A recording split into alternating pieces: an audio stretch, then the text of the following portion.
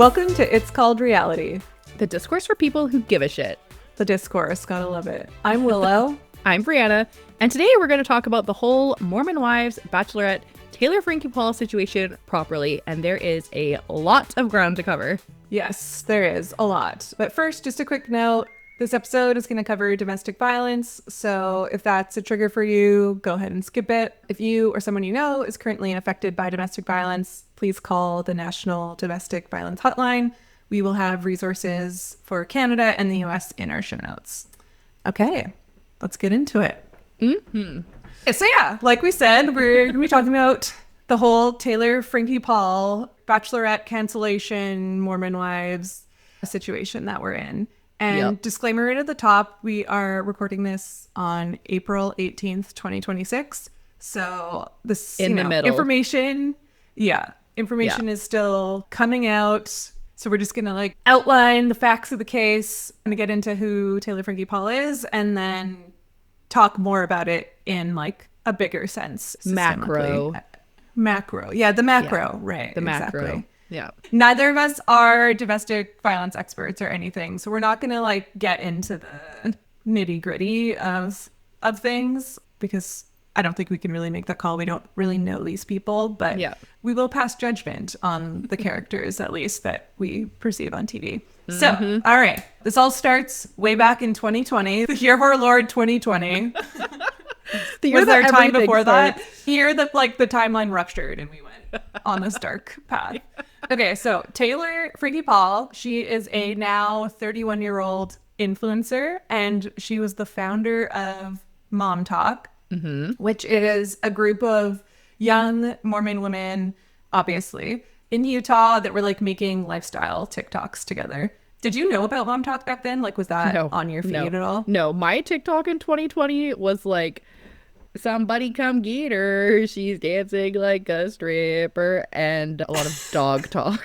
That was my start of TikTok. There was no people, no characters that I knew of at that point. It was all trends. Did you? Okay. I don't know if I even was on TikTok yet in 2020. Oh, you didn't hit the low of lows that everyone else did during that time. I guess not. I can't remember when I first got on. It was probably maybe 2021. But no, the Mormon MomTok did not. It was not on my algorithm. So you don't even know the song, the stripper song. You don't even know what I just sang. That's so embarrassing. No.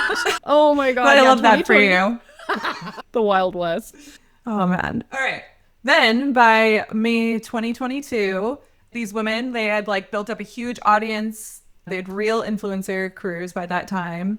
And then I do remember this happening. I think this is when MomTok kind of came into my awareness. Okay. There was a viral TikTok live stream that Taylor dropped, and she blew the whole thing up by revealing that she and her husband had been soft swinging, whatever that means. Yeah, what is that?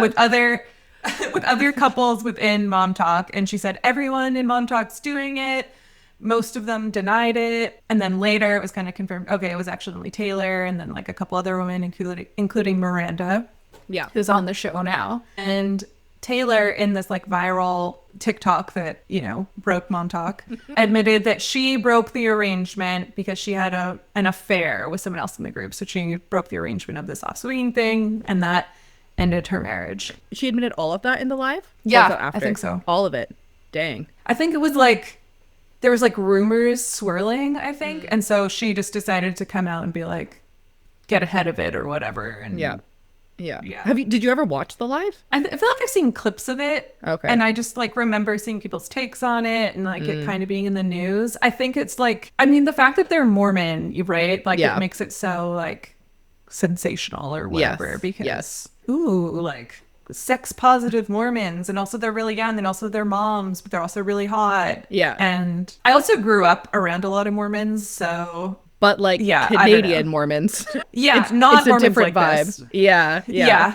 Some of the cultural things I'm this tracks. And watching Secret Wives was triggering for me at first. I was I can't do this. This is high school. But yeah, it's definitely a different thing. A different type of culture. Yeah, I remember actually having no baseline for Mormonism and then meeting you in college, and then you're like, oh yeah, my whole town's Mormon. And I was like, I don't actually think I know a single Mormon person. And I actually still tracks. I still don't think I know a single Mormon person in real life, because I feel like that's something I would know about somebody. So yeah, you're coming at this with like a very different baseline understanding of Mormonism than I am. Yeah, well, I guess we'll see how that plays out.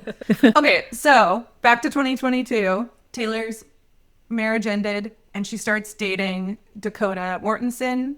And this is where filming for Mormon Wives season 1 begins. I guess this like swinging scandal that blew up is kind of gets them a show. Yeah. And then in February 2023, Taylor is arrested after a drunken argument with Dakota. It turns physical. Yeah. She's charged with felony aggravated assault, domestic violence in the presence of a child abuse, and criminal mischief. And she pleads guilty and gets the charge reduced to a misdemeanor if she completes 3 years of probation, which runs until August 2026. So she's still currently on probation. The premiere of Mormon Wives season 1 is in September 2024. Premieres on Hulu. It's the most watched unscripted premiere in Hulu history. Oh, which is pretty crazy. That's huge.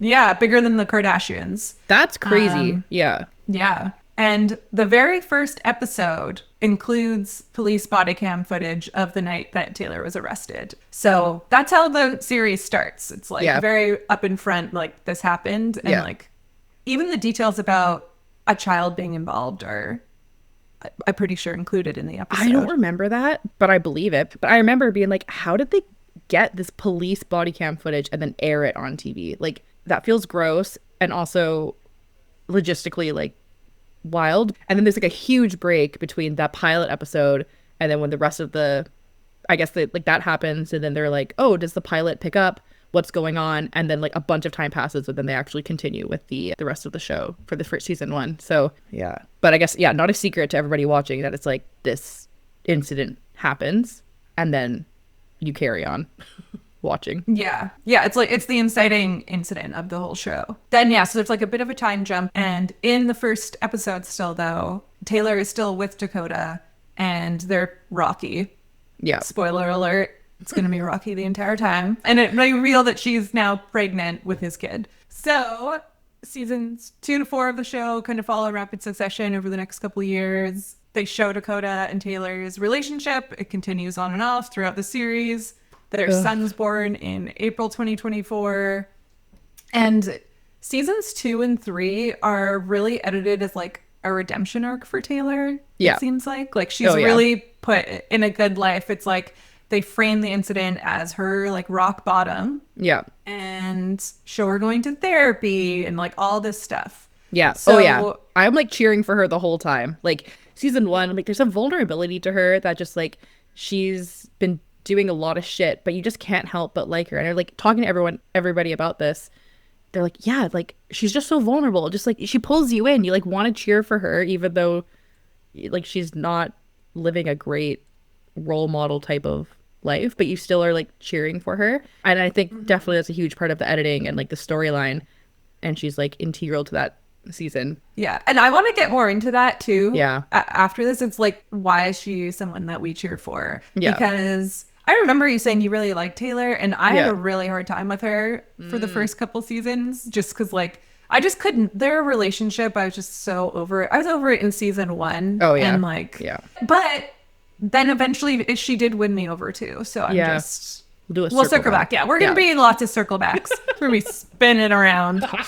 So between season 3 airing and season 4 airing, Taylor is announced as the Bachelorette, and they're kind of like filming season 4 during that time. And season 4 kind of covers the lead up to her leaving to go film The Bachelorette. But yeah, September 2025, she is announced as the Bachelorette season 22 lead on Call Her Daddy, which, you know, is a big deal. You know, it's a huge podcast, which is a big deal because it's breaking the franchise tradition of casting from within the Bachelor universe. You know, the ratings for The Bachelor have been in kind of a tailspin for years. So they really needed a ratings boost.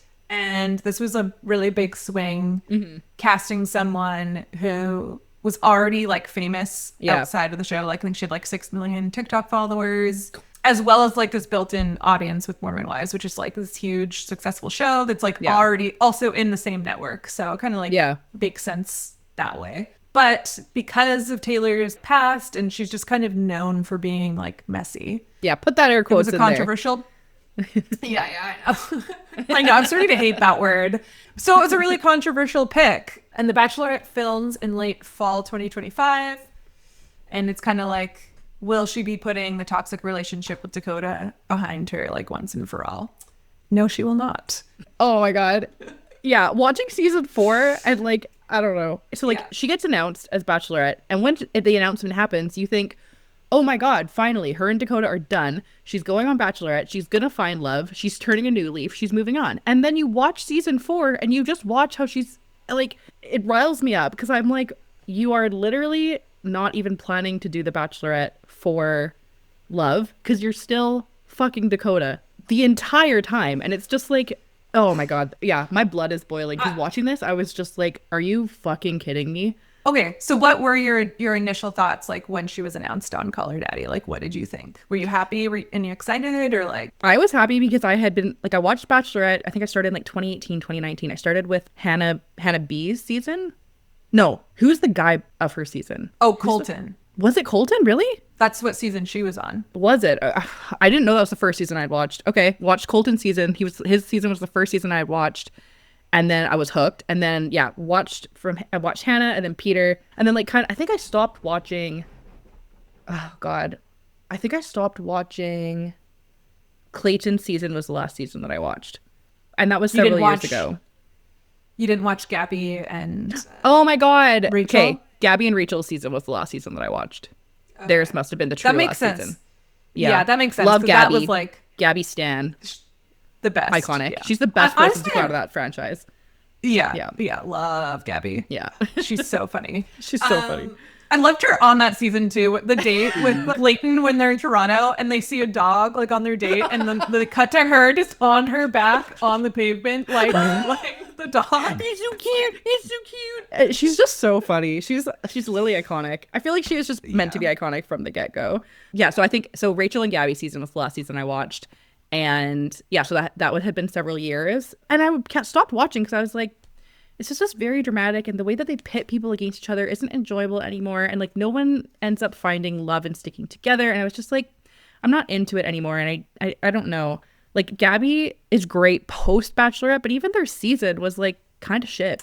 Yeah. Well, because they did a double Bachelorette season. So and wrong. It was terrible. It was terrible because it's like, obviously these women are going to be pit against each other and it's like no, the Bachelor is supposed to be this like elevated person and it changed the power dynamic, right? Because there was two of them, like the men kind of didn't respect them as much. Yes, you know what I mean? agree. It wasn't like they were on like a pedestal. It was like oh, I wanted they had the more other power. One.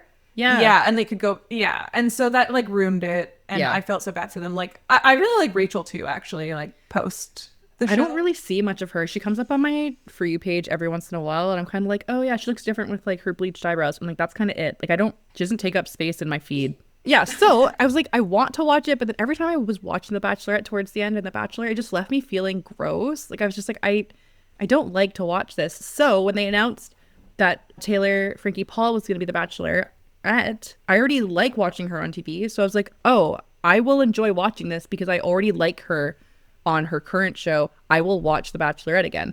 And yeah, now here we are not watching. But how did you feel? Because you're a big Bachelorette stan. Do you want to go into your history of how much you watch and how much you consume of the Bachelorette world? Yeah, I mean, I would say that's like my main primary show, you know?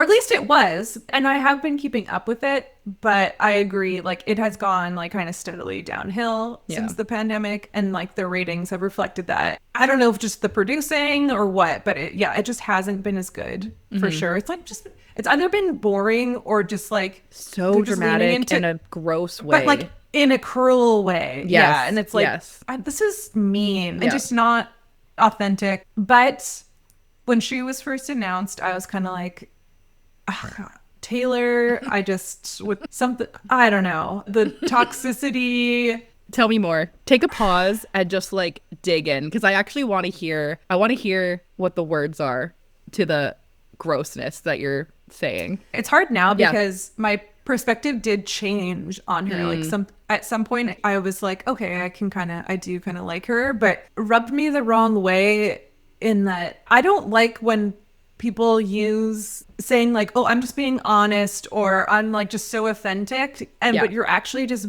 being an asshole. You know what I mean? And like, and my issue with her is like, you are 30 years old and you have children, and yet you act like a child still, and a lot like in just how involved her mom is with things. I'm like, you're 30, you need to get it together. And she has, you know, like kind of excuses things kind of over and over and over again throughout the season of like, I know what's wrong with me. I'm like, okay, that's great. Acknowledging that you have some issues, that's the first step. But now you have to do the work to change it. You can't just do something shitty and be like, no, I know, it's because I'm fucked up. And then like keep doing that over and over again. I'm like, I'm sorry, but you're an adult, and like I have a limit with that. And it's hard because I do understand that like abusive relationships and toxic relationships, I know that that's like hard to get out of, and I get that it's a cycle, and like I have empathy for her there. And especially at like where we are now, I'm just like, she needs to not be in the public eye. Doesn't seem like that's gonna happen, but I don't know, does that make sense? I don't know. That's it does. Like, it does. And like about her, for sure. And I think the way that you're describing it, everything that you're describing, I actually agree with. I'm like, everything that you're saying, I'm like, there's like a few times in the show when she's like, like my dad left me and I have to deal with that, and I'm like, this is like kind of the way I am. And I'm like, I get it. Like I mean, I don't like, that is not my life story, but I do empathize for her in that way. And she's like, these are the ways that my past has led me to where I am. And like you said, I'm like, acknowledgement, step one. And that's why in season 3, when she goes and does all of those retreats, and she does like this deep therapy retreat, and you see her come back and you're like, oh, she is like at peace. She's like less emotionally reactive. She like seems like she did a lot of the work, and you're just like, oh my God, so happy for her, so proud of her, like can't wait to see this direction that she's taking. But I think the vulnerability piece of it can go so many ways. It can go like, you're definitely viewing it in one way of, yes, you're being vulnerable, but that doesn't excuse shitty behavior. But then I also see it as like, she doesn't owe us any of that actually as like a viewership. She could just say like, there's a bunch of things in my past and this is the way I am. But I have more empathy for her by her like actually addressing the shit that she's gone through, because it's just the rawness of it. I really connect to this just like vulnerable piece of just exposing yourself to the truth. Like she's not like hiding behind bad things have happened to me and this is how I am. She's like, this is specifically what's happened. And it's like, oof, the vulnerability of the truth of what has happened changes it for me, I think. Yeah, I hear you. I think that it wasn't that I felt like she owed it to us, but I'm just like, seeing how she treats other people, like who she actually knows, at least how we're like seeing it in the show. I was like, this is like, I don't like this. Also, she's just like scary. She was kind of scary. Like if you met her in real life, the intensity in her eyes, like I'd be terrified of her. Yeah. I think I'd be scared of all of them. After she was announced, I went back to started rewatching it because I'm like, wait, she's gonna be the Bachelorette. Like I need to like rewatch this. And then I just for some reason did have like a more empathetic kind of, I'm seeing it more like through her eyes, I guess. More so. And just like you kind of see more so like the way her family treats her, which is like awful. The scene where her stepdad is like stop having her sex. Basically. Yeah. And they're like on Dakota's side, and it's just like fucked up. That's really rough. And then that made me really feel for her. Yeah. And then also, I think she just got me because all of this, and I think it is the vulnerability, but she is a reality star. Like she is electric. You cannot, because you just never know what she's going to do. And you're just like, she's so dimensional. She really is. She like pulls you to her highs, and then she pulls you to her lows, and she's like unapologetically lets it all out there. Like you said, she's born to be a star. Honestly, truly, like in that type of way, for sure. Yeah. So eventually I'm like, okay, I'm really excited for her season. Like I think it's going to be a really good season. Did you think she was gonna find love? No. I thought maybe. I thought maybe she would find like some guy that also wants to do TikTok and it seems like at least her career is going to be compatible with like anyone else who's coming on the show because they're all like coming on to correct do social media. What's it called? Clout, for the clout. Yeah. And so I was interested to see how the show was going to handle that, and because they've been so like hiding around that before, where that was like the wrong reasons, but now they have the lead that is that, so you can't say that. I'm like, okay, the show's turning a corner, this is gonna be really interesting. And she was just gonna be great TV. Like, I knew that was gonna be the case. But the way that I have no idea why they edited season 4 of Mormon Wives the way that they did, because they didn't know they were gonna cancel the season up until that. They didn't. Correct. They were not building her up to be like a lead you want to root for in season 4. It's kind of like they like threw away all of that arc and goodwill they had built with her. And season 4 was like really hard to watch. It's just like, oh my God, like this person is not okay. No. Like you really see just how mentally unwell she is. Yeah. And I think it was like 3 episodes in, and I was like, they should not be filming this right now. No. The conversations and like, it just becomes really insidious where like you can see that like when they go to California in season 4 and Dakota doesn't need to be there. It's like just the girls are there to like watch Dancing with the Stars, and production or like one of the other guys, but production brings him there. Like she's continuously like forced into these situations in the show for the drama, even though they know that there's domestic violence going on. Like they know the level of like toxic that this is, and they keep forcing them into this situation. I understand. And I feel like if they had that in the first few seasons, they hit it better, because it's uncomfy. That's why I don't understand why you know, like they include that she's like having sex with Dakota. They have sex the night before she's gonna leave for the Bachelorette, telling each other they love each other. It's like, what, we're supposed to believe now she's gonna go find love. Even without everything that happened that we'll like get into after that. It's like, how are we supposed to watch this season now?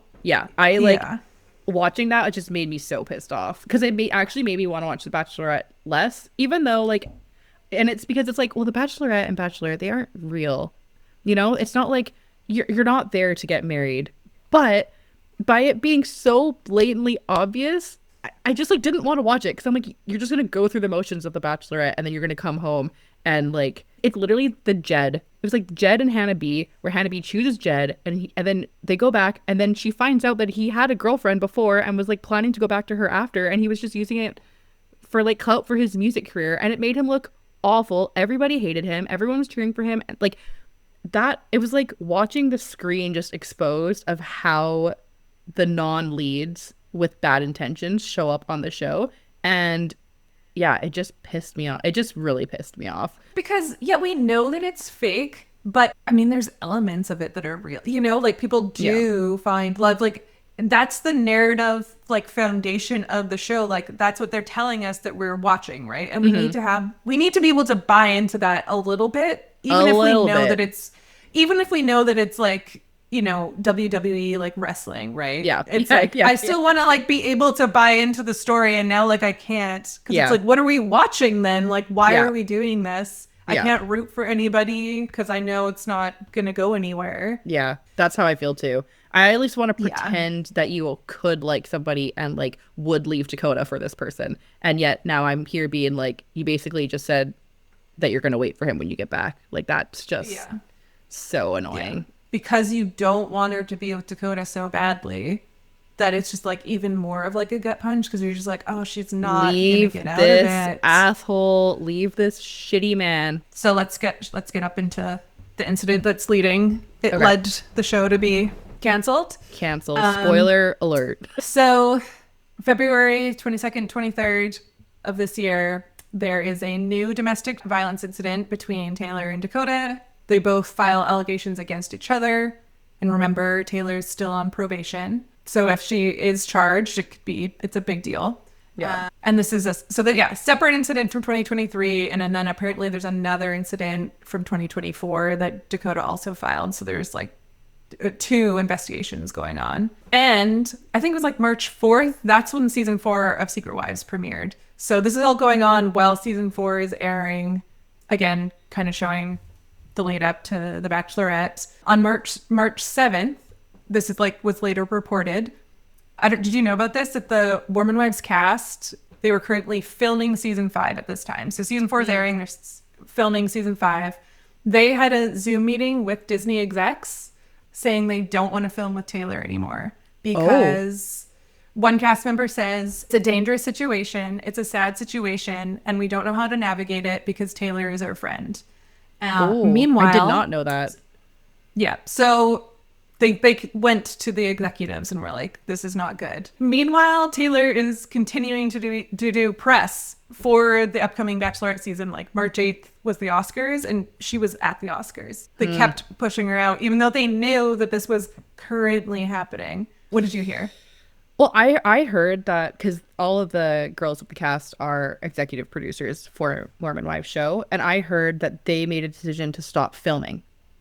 I didn't hear that they made a decision to stop filming with Taylor. I didn't hear that part. Well, they brought up these concerns because while they're filming, there's conversations of domestic violence going on, like that are being filmed. So they did eventually decide to just stop filming altogether. I think, so March 16th, production on Mormon Wives season 5 is officially paused, and the police, kind of confirm that there's an ongoing investigation. Taylor continues to do press, amid like this mounting pressure to like she make has a statement to. about what's going on. Yeah, they have her doing press still. Yeah. That's how I would frame it. Like they're contractually obliging her to continue on. I would say she is probably not wanting to do this, and they are saying you're doing it because your show is airing. Yeah. So, sorry, I should say what I meant by that is that ABC is having Taylor continue to do press. Yeah. All of this, I'm like, these are decisions being made by the network. Executives. Yeah. By the network. Yeah. I'm not believing not Taylor as a that. person. Yeah. She does a Good Morning America interview where they do kind of like ask her about it, but it's like super vague. She doesn't come off well. Oh, I didn't see that. And then March 19th, 3 days before the Bachelorette season is supposed to air, TMZ releases a video of the 2023, so not the current situation, domestic violence incident. So this is the incident that started season one of Secret Lives. Yeah. But now we have the whole video. Everyone has a video of it happening. It's because, TMZ has it and like leaks it on every possible platform to make sure everybody everywhere sees it. Yeah. Gross. Yeah. So in the video, it's being filmed by Dakota. It's rough to watch. Yeah. I wouldn't recommend it if you haven't. No.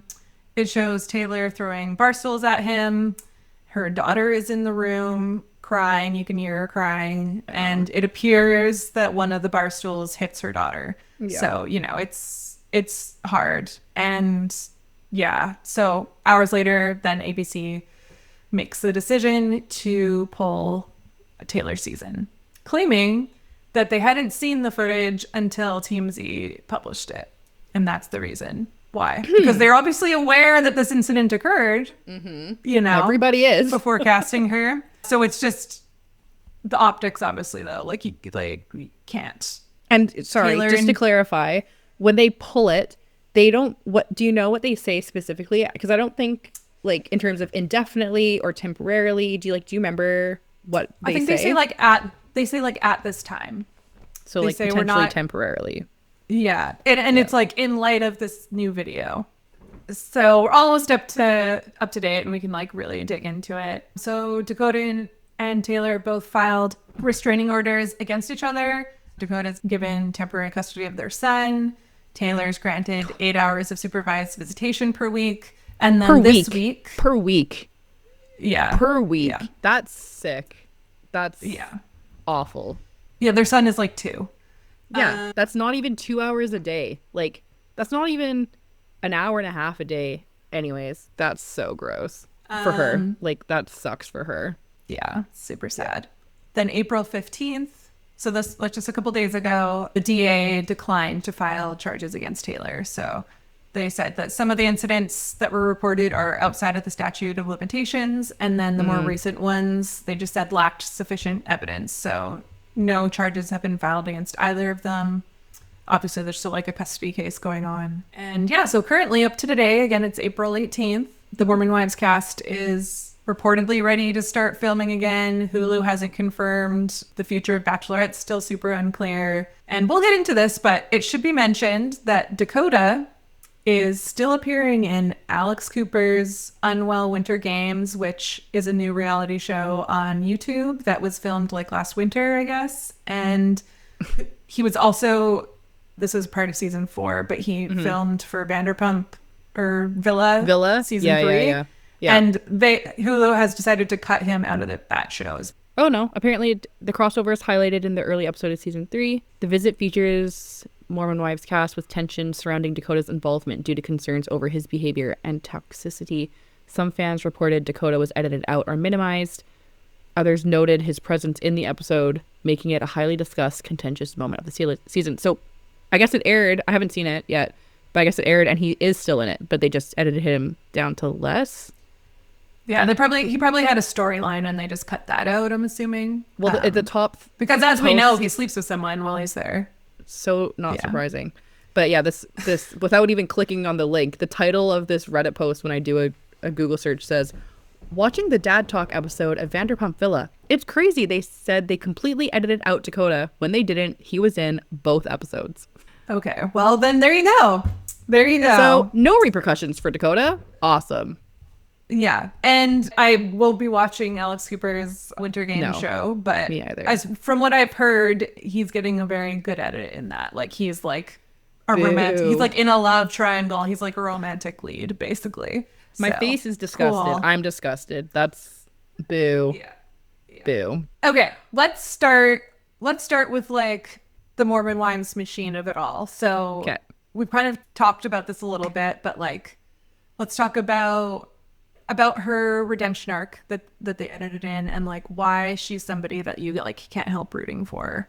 I honestly, I just feel like at the heart, I feel like in general, like I have noticed that I'm somebody who like really wants to believe the best in people. Like if somebody is apologizing or like owning up to something that they've done that was wrong, like I have a really hard time not wanting to root for them. Like I'm like, okay, you're owning up to it. Like, I believe you and I want the best for you. And I feel like Taylor does that so well, where she's like, just lays her cards on the table of like, these are all of my shortcomings and this is where I'm at. And I'm like, I appreciate that. And I just root for her with that. Like if she held her cards close to her chest and we didn't really have a sense of why she was like unwell, I guess, I just be asking more questions like, what's going on? Why is she the way she is? Like she's giving kind of sketchy, but because she's just so open and honest, I'm like, I'm like bought in with that. I root for her. And I think like she's considered like the leader of MomTok. And it's also because she's not afraid to have hard conversations. And she's like, yeah, I'll address it. I'll address the elephant in the room. I'll go have that hard conversation. Like there's sometimes with Layla where she like says she's going to do something and she's going to back somebody up 100%. And she's like, I'm there for you. I'm there for you. And then the tension comes up and she freezes, which I actually resonate with personally. I'm like barely someone who says I'm going to stand up in conflict because I just know myself and I'm not going to do that. Yeah. Like Taylor's like, most of the time she owns her shit. And I really respect that, especially Mormon women. Like their whole thing is like, be quiet and go stand behind your husband and your husband will direct everything and you are there to like be a side piece to everyone else's lives. And she's very much like, no fucking way I'm not doing that. Like I'm taking control of, not all the time, because obviously we're seeing this like back and forth with Dakota where it's like just leave him. But yeah, I think like you said, the conflict avoidance, especially in Mormon culture where she's like, I'm just full throttle ahead. And you're like, this is crazy, not normal. Yeah. And you know what? I would actually like to do another episode on Mormon Wives, kind of about the religious deconstruction you see happening across the whole cast is Everyone's like pretty... so different. Yeah. Yeah. Yeah. Let's do it. Because this is, Yeah. there's too much for like for today. But yeah, everyone has a completely different relationship with their faith. Some have abandoned it completely, and some of them are still like very much in it. And it's so interesting. And I wish that they highlighted more of that because it's so interesting to me. Yeah. And you see it happening throughout the series too, right? Like where someone like Whitney is, I mean, from what we can see, relationship to Mormonism in season 1 to like where she is now is like totally different. There's just something of, I don't know. I in some ways I'm like, this is like a positive of reality TV. Okay, let's save it though. Let's save it. Okay, because you're right. Whitney specifically, I have so much to talk about, but I simply don't. Me too. I want to save it for another day. Yeah. Okay. I have a lot to talk about with her too. Okay, but this episode's about Taylor, the leader of MomTok. Taylor. So you're right. Let's put some respect on her name. Taylor Frankie Paul, TFP, as one might say. TFP, yeah. Okay. The authenticity thing with Taylor. You don't buy it, it sounds like. I don't know. Especially in like the aftermath of everything, and like, because to me, I'm like, after season 4 and then this happening with the Bachelorette, I'm like, this person needs to get off of social media. Yeah. And needs to like take some time and like really heal.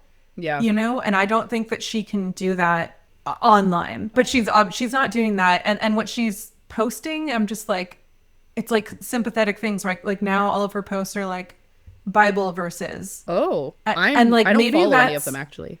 Like her stories, you know, it'll be like a Bible verse or whatever, or like her very first post on her grid after all this happened was like her back's to the thing, she has her hood up and she's playing like piano or something. And it's like, oh, piano is healing, music is healing. It's again, it's like this I'm doing all this work, but it's like, yeah, you say you're doing all this work, but like what changes have been made? And anyways, I just don't think it's healthy for her to, it's like this, it must be such a mind fuck for her too. This like, she's being rewarded for this behavior though.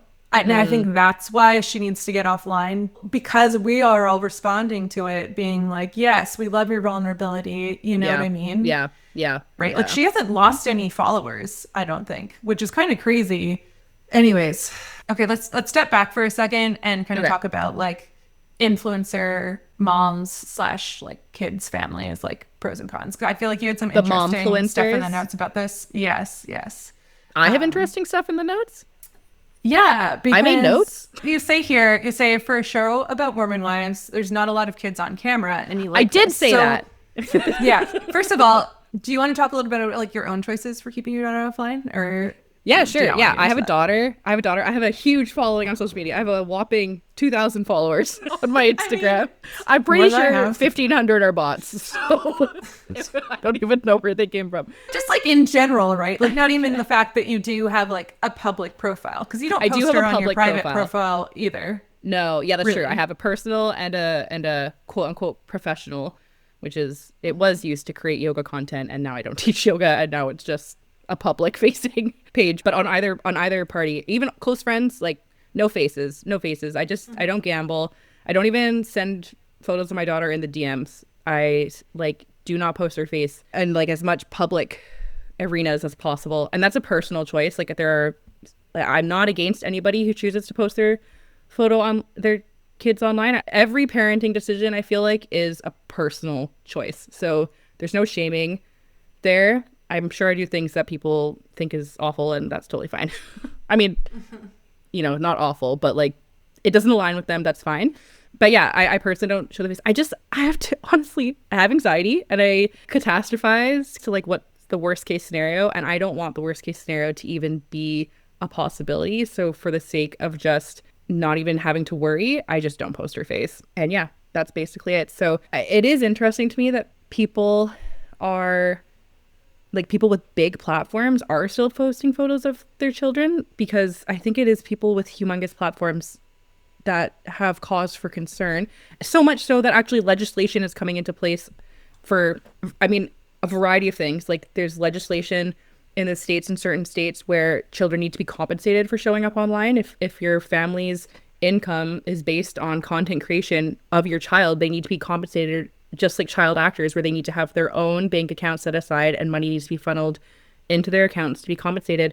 And then families move out of that state so that they can get around it. That's awful. And that's just furthering the exploitation of your children. That is bad. We actually had a recent episode on like our parenting podcast. Not right now. The guest was Bertisa Latifi. I don't know if I'm pronouncing that right. Sorry. But she just wrote a book about like mom and family influencers, and it's called like Follow, Subscribe.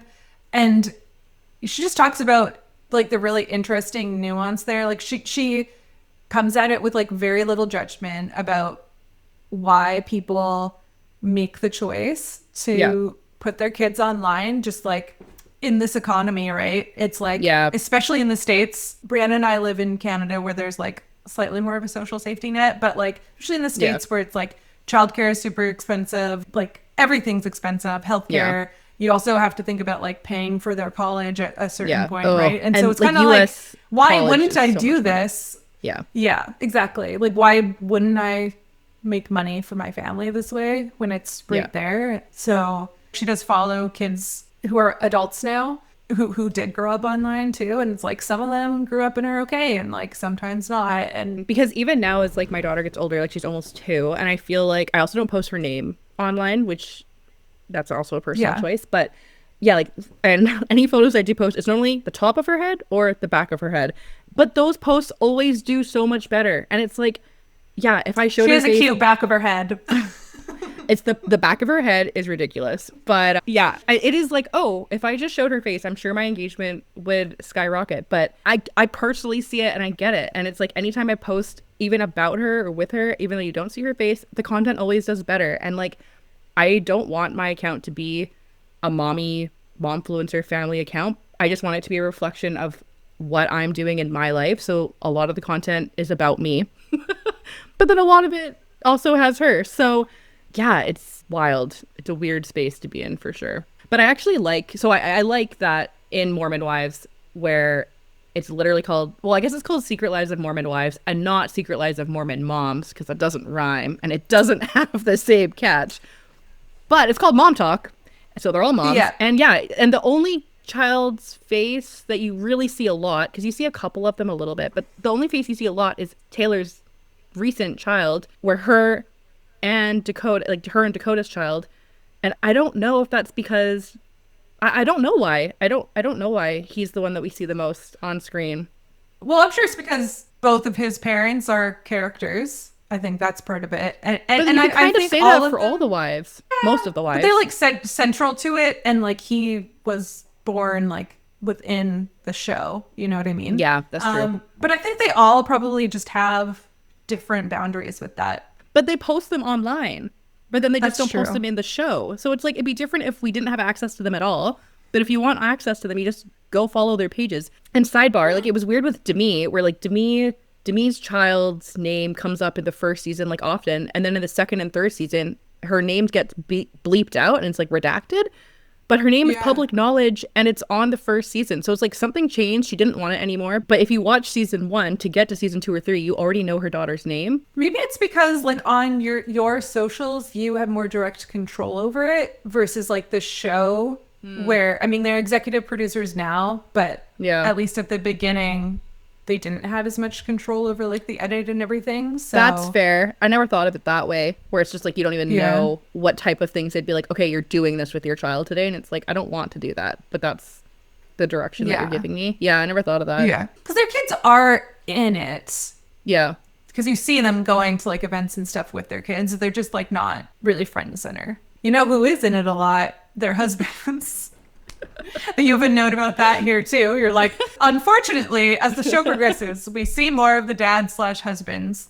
Why? Yeah, why? I don't want to know more about them. I want to know more about the women. I don't want to know any more about the only like dad I kind of want to know more about is Connor, but we will not even talk about the specific dads because again, we'll save that for another day. Dad talk is not getting into an episode. All I'll say is I want them all to get a divorce. I'm rooting for that. Except for Whitney and Connor. Yeah, like protect Connor at all costs. The rest of them can go. But like, did we not Absolutely forget that season 1 Connor was like the problematic one because him and Whitney moved because he was like going through his like porn and sex addiction? It literally, this whole series starts with them having a rocky start to their relationship, and now it's like, I mean, granted, I actually like Connor again because he's like Taylor, super vulnerable. He's like open and honest, and he's That's very, what I mean. he's kind. He's done the work. Kind. He's done the he work. has done the You work. can tell. You Yeah. can tell. And he's actually done the work where like his behavior has obviously changed. I don't know if like closed doors behaviors changed, but like just the way he speaks to other people, so kind. And it's like, Yeah. He's just a kind person, and it's so endearing. Actually supportive of Whitney. Of He's all not, of like, them, honestly. He showed up for Taylor when Taylor was in a terrible spot. Like he's great. He's not like secretly resentful that like he's the main caregiver, you know. all of them. He's not like emasculated, Jesus Christ. Yeah, I don't want to know their first names. I want it to be like Mr. Simone Biles. I want like Mr. Macy Neely. I want Mr. Taylor Frankie Paul. I don't want I want less of them. No. And they're bad TV in general, you know, like they're not, because they have nothing to talk about. They're just complaining about dad talk not being as popular as mom talk. It's like, no shit, because mom talk is why we're all here. We're not here for you. We're here for the moms. That's how I treat my own husband in my marriage, by the way. Oh, Dennis is a Connor. He is a Connor. He's my favorite. Okay, let's go back to Taylor and into like the like gamble that the Bachelorette made in casting her and like breaking their own rules. Okay, so I didn't even see it as a gamble, but did you call it out as a gamble right away? Yeah, I think it was a gamble because as you can see, and it failed, because they broke their own like rules to cast her. Yeah. So do you know usually how it works, or should I explain? Well, let me give you my idea. They pull a contestant that everybody liked from the season before. Is that more or less? Yeah. Yeah, basically. But I think it goes even deeper than that they often cast people who they already have an idea that they want to be the next lead.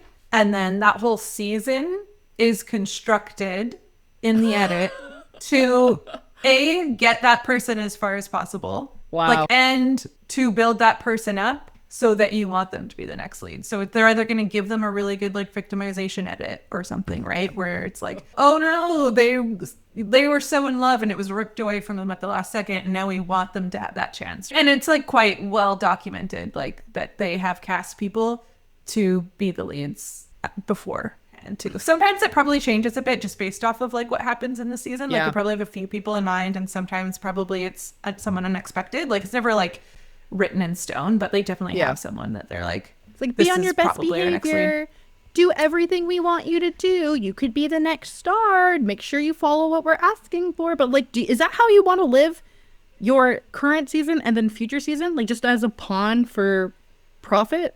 Oh, gross. But also I'm like, I don't know, you could never catch me dating 30 men publicly on national TV. There's or women. Like I could never. I don't have the energy. I'm just like, I can't talk to that many people. Like, my social battery's drained after like 45 minutes and a glass of champagne. We're done. Yeah, it seems exhausting. Yeah. But yeah, I thought it was good that they cast somebody famous because I think they really did need that because it was getting like really stale. They're competing with shows like Love is Blind and like Love Island now, which are like way more modern. So Matt James as like someone who's kind of like a parallel to Taylor. Yeah, he was like best friends with Tyler, he's actually one of the only people from Bachelor Nation that I still follow on Instagram because he's so hot. Oh my god. And he's such a soft soul. I love him. He can never do any wrong. I'm obsessed with him. But so Matt James was best friends with him, and this was like right around BLM, like peak 2020 BLM, and everyone started calling out Bachelor's Nation, being like, why are there everybody's white, everyone is white, boo, we need more BIPOC people. And then they pivoted pretty quick and were like, Matt James. I'm like, but they had other people in the cast, like Mike from Hannah's season. I can't remember anything about him except that I was like, he's very attractive, very good looking, and he's black, and he would have been a great person. He would have been a great, because he was like, he had that like kind, charismatic energy. But they took a gamble and went with Matt James, and it was a bad season. It was really bad. The tea on Matt is he actually was cast on Claire's season. Oh. But then COVID happened and they had to delay filming for Claire's season. Like, he was in the initial like cast pool. He was chosen to be the lead, but they were going to try and do it in like the traditional way where he was a contestant and then they were going to build it up for him. But then COVID happened. Filming was delayed. Yeah. Black Lives Matter has its resurgence. There's like you were saying, all this pressure. They've never had a black Bachelor. They had one black lead before, which is Rachel and Lindsay. One who's a star, an icon, but one. Yeah. And so they just kind of like rush announced him as like, because there was like so much pressure to do it. And then that season, you could see that they've never had a black lead, and they did not know how to produce a season appropriately for a black lead. And that season ended in a huge racism scandal with the ring winner being involved in a racism scandal. I forgot. Chris Harrison, the original host of the show, defended that racism in an interview with Rachel Lindsay, who was the first black lead ever, which resulted in him being fired. As the host. And I thought that was temporary, and they never brought it back. And I'm like, okay, they did one thing right, but I actually forgot all of that until you just said it. I forgot. Yeah, that was a huge season. It was huge. Yeah. For all the wrong reasons, and then all the right reasons, but all the wrong reasons. The fact that the show canceled Taylor's season, and there's like estimates that it's like somewhere between 30 and 60 million in losses that they're taking. Wow. And also that there's like 25 men now whose season they filmed and like nothing's going to happen with it, which sucks for them. Well, I think they're going to re-air it. I think they're going to air it later. They're going to give her another redemption arc and they're going to post it. Yeah, I think so. Would you watch it? I have absolutely zero credibility on that. It's just a gut feeling. When I watch it, yes. No hesitation. Yeah, I would. This is where I want to get into like the audience's role in all of this, because I just like her. And we also knew about the footage, right? Like, it's in episode 1. Yeah. I mean, not to the degree. I don't think we have the same degree of responsibility as like ABC, but like, obviously this is a gray area and it's not black or white and there's no side to take. But it's so obvious that footage was aired 3 days before because somebody was trying to take her down. And that's nasty. I don't like that. I mean, like, I actually know nothing about the DV charges from 2026. So I can't. This is like my gut feelings primarily on like the resurfacing of old footage at a very inconvenient time. And I feel like because that's the choice that ABC used to cancel the season, that, yes, is the right call. But I see it as like it's their right call because it's bad timing and not the bad call because of how that affects Taylor. Like, I think it's like, oh, people aren't going to watch as much because you're in a bad spot right now. We'll air this later when people like you more, as opposed to like, we're going to go through with it, blah, blah, blah, blah, blah. Yeah. Well, I mean, with Dakota, like on the show, and again, this is all edited, but we do see a pattern of behavior from him. And other cast members also express this of like, this is what he does, is he ruins these big moments for her. Yeah. And it certainly is like, I'm side-eyeing the fact that he held on to this video for this long and then now it becomes public. And the person that is hurt by this the most, it's not Taylor, it's her daughter. So this was not like a valiant thing to do. He's not bringing anything to justice by having this out there. All it is just like, now this little girl's trauma is and out there for son. the world to see.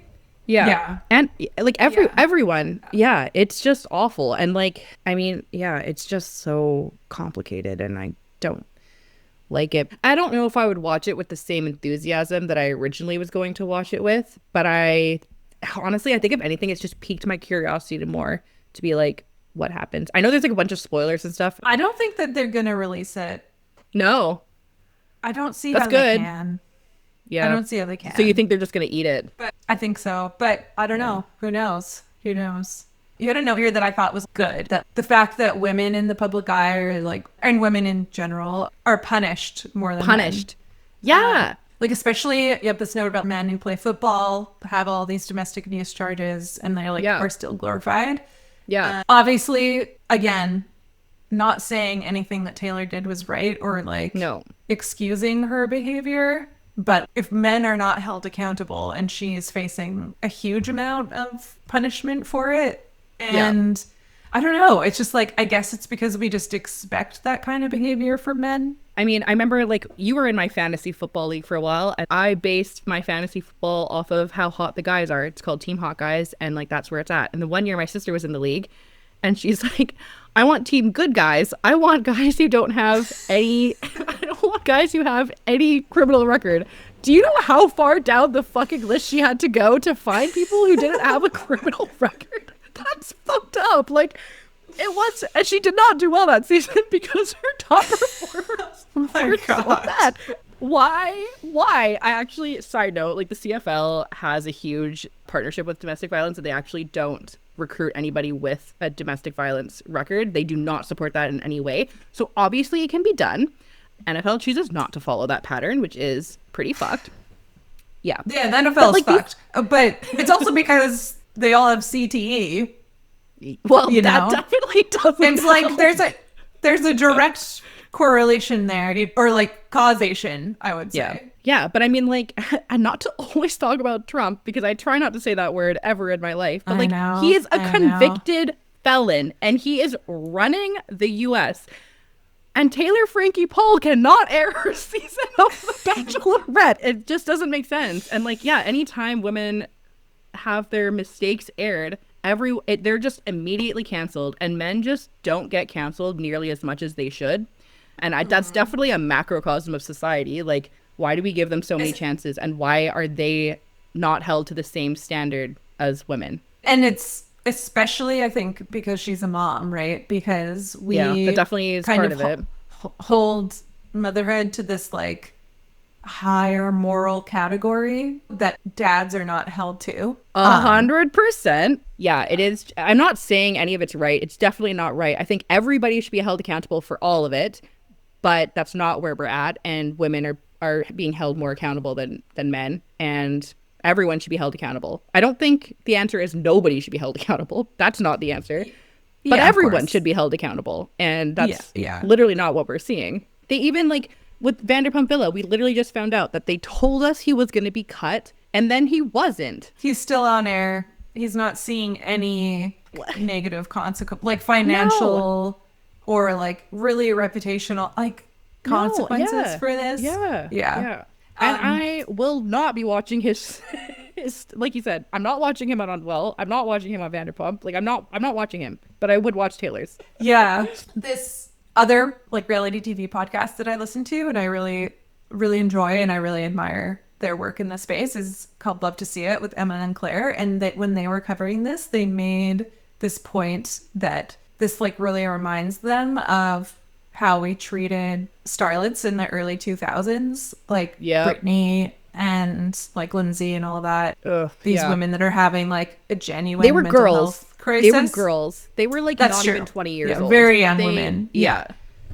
But like having this like genuine mental health crisis in public and the media just treating it as content and like making it entertainment. And, you know, and then years later, we have these documentaries of like how badly we treated them. Yeah. And we haven't changed because we're still doing that to these, but now reality stars. Yeah, I don't know.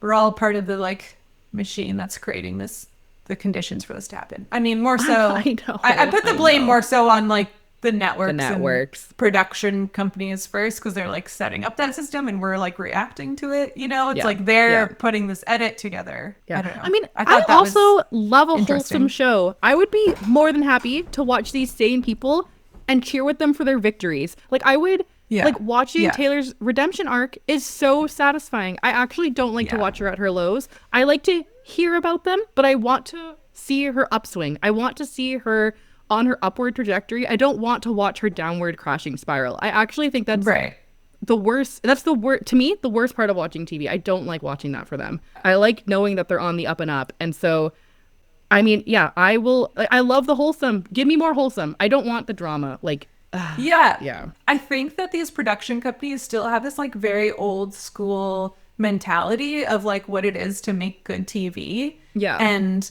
they still think it's like this very, again, like early 2000s kind of style. Train of just wreck. like, yeah, like watch these people have a mental breakdown.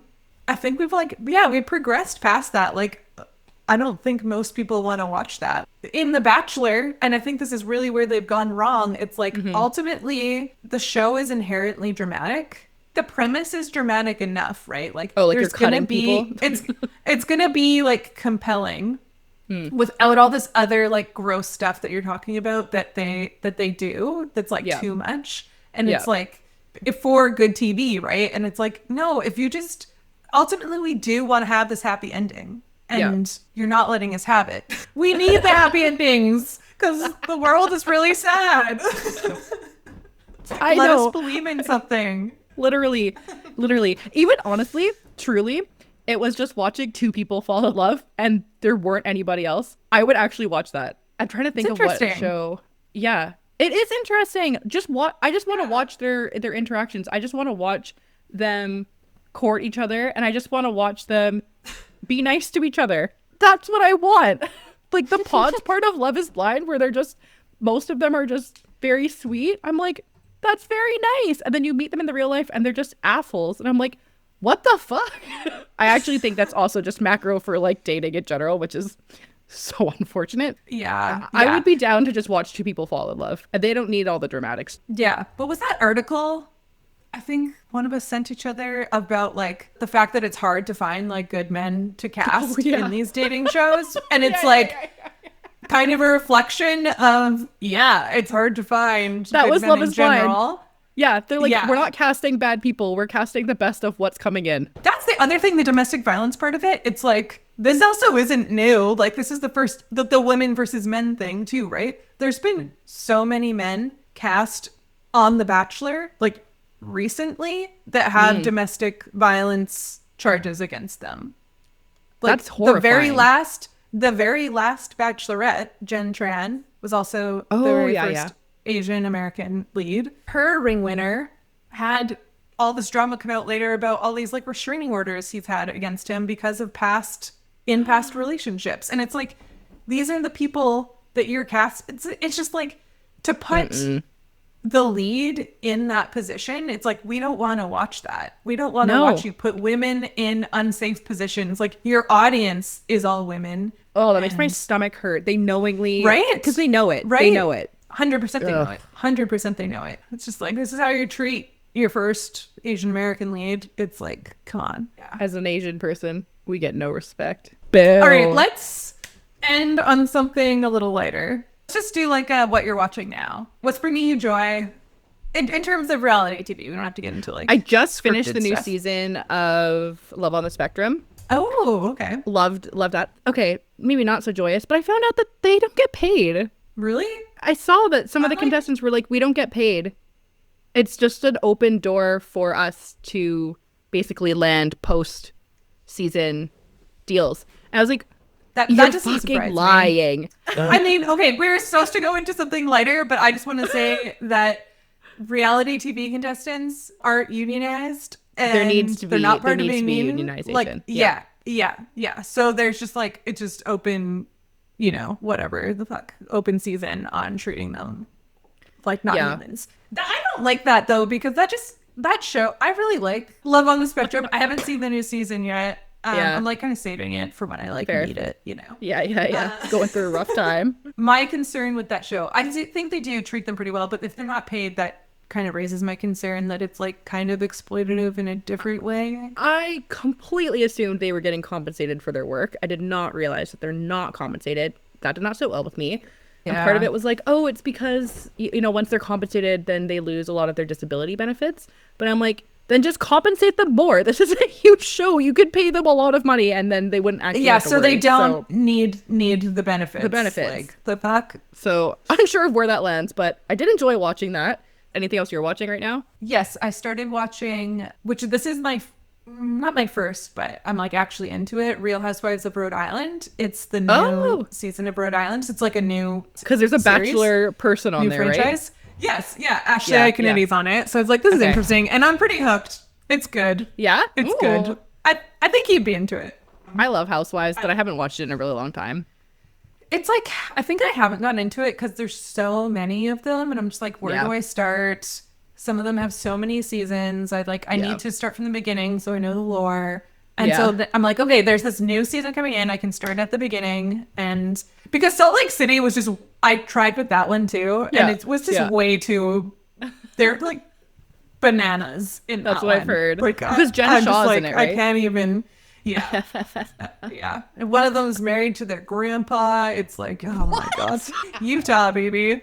Oh my god. It's like her step grandpa or something. It's not actually biologically gross, but it's gross because it's gross. was her It's gross. he was her grandpa. Yeah. So yeah, watching that, enjoying that, and I just watched the first episode of the second season of Temptation Island. Have you watched Temptation Island? No. Is it like Love That Island? show- It just sounds similar. It's the premise is that there's 4 couples that come to the island. So there are pre-existing couples and they want to test their relationship because there's trust issues in the relationship. So Like to the decide ultimatum? if they should, yeah, kind of. It is kind of like the Okay. ultimatum. So then they split by gender. The men go in one house and the women go in the other house, and all of these sexy singles are there to like tempt them. Oh. At the end of every episode, they have like a bonfire. So the men go to the bonfire like separately, and at the bonfire, they're made to watch out of context clips of their partner's behavior in the other house. And this is framed as therapy because that show only works because the host of it is like really good. He's just like everyone's father. He's just like really great. His name's Mark Wahlberg. Okay. Oh, what? He's the Mark Wahlberg to me.